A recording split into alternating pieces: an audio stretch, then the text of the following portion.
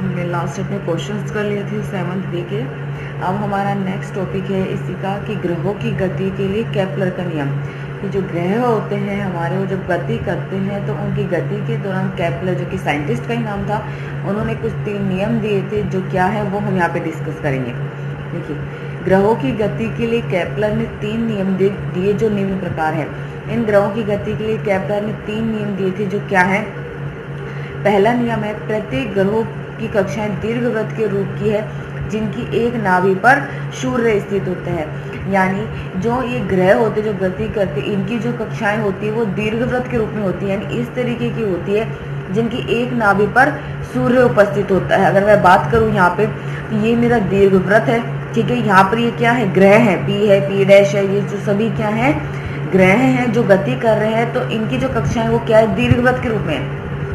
सी तो इसका सेंटर हो गया, एस डैश और एस क्या है, इसकी नाभि है।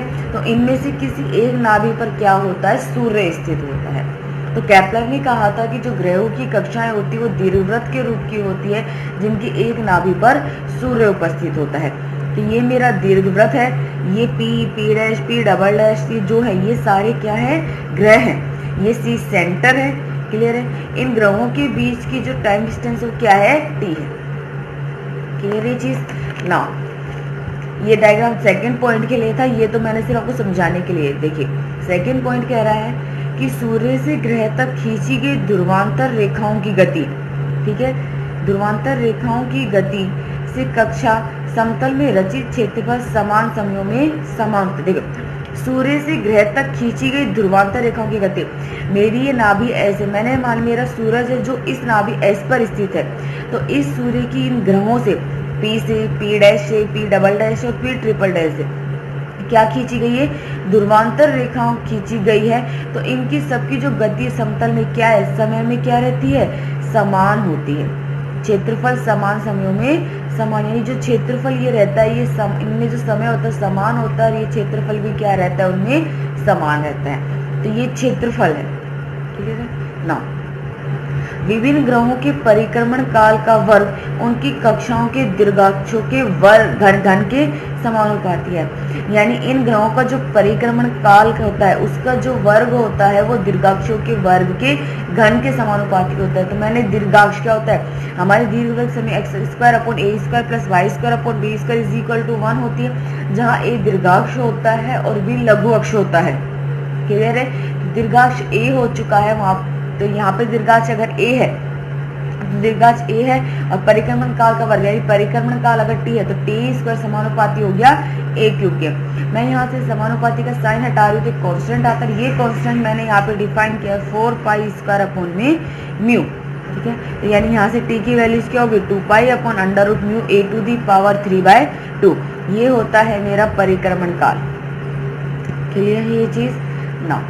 अब देखिए, माना दीर्घवृत्त के दीर्घाक्ष और लघु अक्ष 2a और 2b है, ठीक है। हमने मान लिया कि जो मेरे दीर्घवृत्त के दीर्घाक्ष है वो 2a है, क्योंकि अगर y 0 करती हूँ तो x is equal to plus minus a आता है। इधर की डिस्टेंस और इधर की डिस्टेंस बीच में करती हूँ तो a minus of minus a होता है, तो a और a 2a हो गया इस वजह से, ठीक है। फर्स्ट टाइम में आपने पढ़ा भी होगा 3D में। तो दीर्घवृत्त के दीर्घाक्ष और लघु अक्ष हमने मान लिया कि क्या है, 2a है दीर्घाक्ष और लघु अक्ष 2b है, और उत्केंद्रता उसकी e है। तो अर्धनाभिलंब जो आपने सांख्यों के ध्रुवीय समीकरण में पढ़ी होगी, तो अर्धनाभिलंब l क्या होती है, बी स्क्वायर अपॉन ए, और बी स्क्वायर क्या होता है, a square into 1 minus A square upon ए। तो यानी अर्धनाभिलंब हो गया a इंटू 1 माइनस में e स्क्वायर। नाभिलंब होता है 2l और l की वैल्यू क्या होगी, a into 1 minus e square, वो हमने पुट कर दी। तो ये हमारा अर्धनाभिलंब तो हो गया a into 1 minus e square, और नाभिलंब हो गया 2a into 1 minus e square. और मेरी नाभि दो है, एक तो है s है जिसके कोऑर्डिनेट्स मैंने मान लिए ae 0 और s दूसरी है s डैश जिसके निर्देशांक है माइनस ae 0। क्लियर है ये चीज ना। यहाँ देखिए, मेरा यहाँ पर ये मेरा क्या है, पूरा दीर्घवृत्त है, ये सी उसका सेंटर है, ये मेरा नाभि है एस जिसपे सूरज स्थित है, जिसके कोण ए 0 है, ये एस है ना। ये सिरे के बिंदु है ए और ए डैश, ये ए 0 और ये माइनस ए 0 है। ये लघु अक्ष अंतिम बिंदु हो गया बी जिसके कोण 0 बी, और ये हो गया बी 0 माइनस के बी। ये कहाँ से आए हैं? आपके दीर्घवृत्त की इक्वेशन से आए हैं। X square upon a square plus y square upon b square is equal to, अगर वाई 0 तो x is equal to plus minus a, define हो गए कोऑर्डिनेट, और एक्स 0 तो y is equal to plus minus b, ये define हो गए। Clear है? ये मेरा क्या है? ग्रह। ये मैंने एक स्पर्श रेखा खींची है दीर्घवृत्त पे, ये मेरा ग्रह है जो ऐसे और इस बिंदुओं पे मिल रहे हैं। ठीक है, ये मैंने स्पर्श रेखा खींची, जो ये बिंदु M है जो S से मैंने मिला, ये 90 डिग्री का एंगल बना रहा है। ये T मैंने यही लिखा है, T और T डैश स्पर्श रेखा है। ये N है, इनके बीच की दूरी P डैश है, इनके बीच की दूरी P है, और ये मेरा ग्रह है। अब देखिए S डैश P प्लस में S P किसके बराबर हो गया? 2a के। देखिए यहाँ पे मैं निकाल रही हूँ S डैश P और प्लस में S P, तो S डैश P और S P, इसके बीच की दूरी भी a है और इसके बीच की भी दूरी a है। इन दोनों का जो सम करते हो क्या आता है? 2a, यानी कांस्टेंट। इसका क्या मतलब है कि दीर्घवृत्त पर किसी बिंदु के नाभिक दूरियों का योग, ये नाभिक दूरियां ही हैं, योग दीर्घाक्ष की लंबाई के बराबर होता है और ये अचल होता है। यहाँ पर क्या है? दीर्घवृत्त में किसी भी बिंदु पर जब मैं इन नाभिक दूरियों का योग करती हूँ तो इन नाभिक दूरियों का योग किसके बराबर होता है? दीर्घाक्ष के बराबर होता है, क्योंकि अभी हमने दीर्घाक्ष लिया था 2a, दीर्घाक्ष के बराबर होता है। ये क्या होता है? अचर होता है। जो यहाँ पे 2a वो क्या है? अचर है। अब मैंने मान लिया कि अगर मेरा एस पी क्या है, माना है यहाँ पे, याद रखना, माना कि S P is equal to R. अगर एस पी के बीच की डिस्टेंस आर है तो यहाँ से एस डैश पी क्या हो जाएगा? 2a माइनस में आर।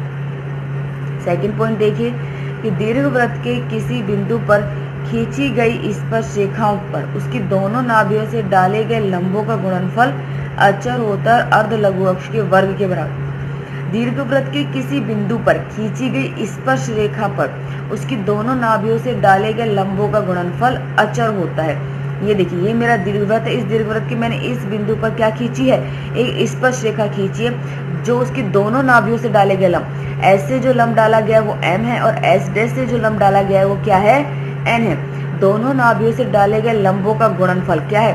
p और p डैश। ये क्या होता है? हमेशा अचर होता है। किसके बराबर होता है? b स्क्वायर के, जो क्या है? लघु अर्ध लघु अक्ष के वर्ग के बराबर। आपको ये रिजल्ट ध्यान रखने हैं क्योंकि आपके क्वेश्चंस में यूज में आएंगे। इससे इसके क्वेश्चंस आपको बहुत इजी हैं, सोल्व हो जाएंगे ना।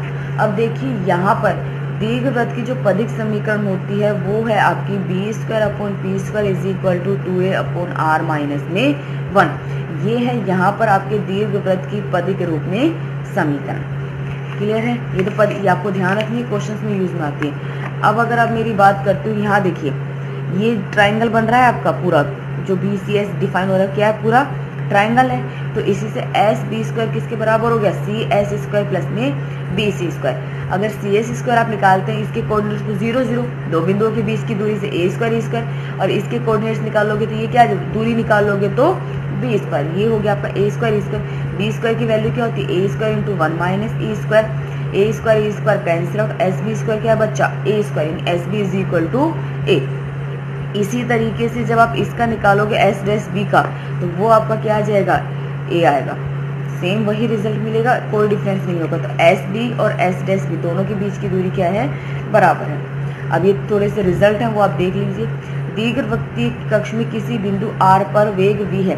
देखिए मेरा अगर कक्ष दीर्घवृत्तीय है तो उस दीर्घवृत्तीय कक्ष में किसी भी बिंदु पर जो वेग होता है वो होता है v square is equal to mu into 2 upon are minus 1 upon a. ध्यान रखना जो कक्ष है वो कैसा है? दीर्घवृत्तीय कक्ष है, और दीर्घवृत्तीय कक्ष में किसी भी बिंदु पर वेग होता है v square is equal to mu into 2 upon are minus 1 upon a. अगर मेरा कक्ष अति परवलय है तो अति परवलय कक्ष में वेग होता है v square is equal to mu into 2 upon R plus में 1 अपॉन ए। क्लियर है? ये क्वेश्चन में, इसके क्वेश्चन बहुत इजी हैं, आपको इजीली सोल्व हो जाएंगे, कोई प्रॉब्लम नहीं होगी। अगर मेरा कक्ष आयताकार अति परवलय है या समकोणीय वाला है तो उसमें आप क्या करोगे? उसका जो वेग है यहाँ पे क्या पुट हो जाता है? A is equal to b put हो जाता है। क्लियर है ना? अब आपके क्वेश्चन देखिए, एक कण एक बल जो कि म्यू अपॉन दूरी के स्क्वायर है और नाभि की ओर है। मेरा जो एक कण है जिसका बल तो ये म्यू अपॉन दूरी का होल स्क्वायर, और इस बल की दिशा किस तरफ है? नाभि की ओर है, के अधीन एक दीर्घवृत्त का निर्माण करता है। और मेरा जो कक्ष है वो क्या दिया हुआ है? एक दीर्घवृत्त। तो मेरा एक कण जिसका बल ये है, जिसकी दिशा नाभि की ओर है, वो क्या निर्माण करता है? कक्ष का दीर्घवृत्त का दिन गणति कर रहा है। इसे एक बिंदु से जिसकी दूरी बल केंद्र से r है v वेग से प्रक्षिप्त, इस कण को हम किसी बिंदु से और उस बिंदु की इस बल केंद्र P से जो दूरी है वो क्या है, r है, v वेग से फेंका जाता है। तो हमें प्रूफ करना है कि इसका आवर्त काल ये होगा। क्लियर है? तो देखिए इसके सॉल्यूशन में बहुत सिंपल सा आपका सॉल्यूशन। हमने मान लिया कि कण की बल केंद्र से दूरी क्या है, r है, तो केंद्रीय बल आपको क्या दिया, म्यू अपॉन दूरी स्क्वायर, यानी p हो गया, p is equal to mu upon में r स्क्वायर। इस कण का जो पथ है वो कैसा है, सकेंद्र कक्ष का दीर्घवृत्तीय पथ है, क्योंकि आपको दिया हुआ है दीर्घवृत्त का निर्माण करता है, तो जो कण का पथ है वो क्या है, दीर्घवृत्तीय है। मैंने मान लिया कि दीर्घवृत्त में r दूरी पर वेग क्या है, v है। अब चूंकि मेरा कक्ष कैसा है, दीर्घवृत्त है, तो उसका वेग का फॉर्मूला अभी हमने पढ़ा था, क्या होता है, v square is equal to mu into 2 upon r minus 1 upon a। लेकिन इसमें क्वेश्चन में डिफाइन किया है कि जो कण को फेंका जाता है वो किस वेग से, v वेग से, कैपिटल V से। तो यानी क्वेश्चन के अकॉर्डिंग स्मॉल v किसके बराबर होगा, कैपिटल V। पुट कर दीजिए यहाँ पे, तो v square is equal to mu into 2 upon r minus 1 upon a। Mu को इधर लें, v square upon mu is equal to 2 upon r minus 1 upon a। 1 upon a बराबर हो गया 2 upon r minus v square upon mu, यानी a is equal to 2 upon r minus v square upon mu का whole inverse. आवर्त काल का formula अभी आपने पढ़ा था, क्या होता है, 2 pi upon under root mu a to the power 3/2। a का मान यहाँ से पुट कर दीजिए, तो t बराबर हो गया 2 pi upon under root mu into 2 upon r minus v square upon mu to the power minus के 3/2। क्लियर है? आपके जो ये क्वेश्चंस हैं वो इजीली हैं, किसी क्वेश्चन में कोई प्रॉब्लम नहीं, बहुत इजीली सोल्व हो जाएंगे फॉर्मूले से। ठीक है, मैं आपको क्वेश्चन आज शाम तक सेंड कर दूंगी, आप कर लेना। अगर इसके किसी भी क्वेश्चंस में या एग्जाम्पल में कोई भी डाउट आता है तो आप मुझे पूछ लें, मैं आपको बता दूंगी, क्योंकि इसके क्वेश्चन बहुत सिंपल है, आपको कोई प्रॉब्लम नहीं आएगी। ठीक है, एज इट इज सोल्व होते जा रहे, सिंपल सी वैल्यूज फाइंड आउट करनी है, तो इजी क्वेश्चंस हैं, आपको दिक्कत नहीं होगी। अगर किसी भी क्वेश्चन में फिर भी अगर आपको कोई डाउट होता है तो आप मुझे बता देना, मैं आपको फिर से रिपीट कर दूंगी। और इसी के साथ ये 7 क्वेश्चन मैं आपको सेंड कर दूंगी, और इसी के साथ 7 चैप्टर कंप्लीट होने के बाद इसका जो नेक्स्ट पोर्शन है वो 8 चैप्टर है, और ये फिर यूनिट कंप्लीट और ये बुक भी कंप्लीट हो जाएगी। उसके बाद हम बात कर डिस्कस करेंगे। ओके।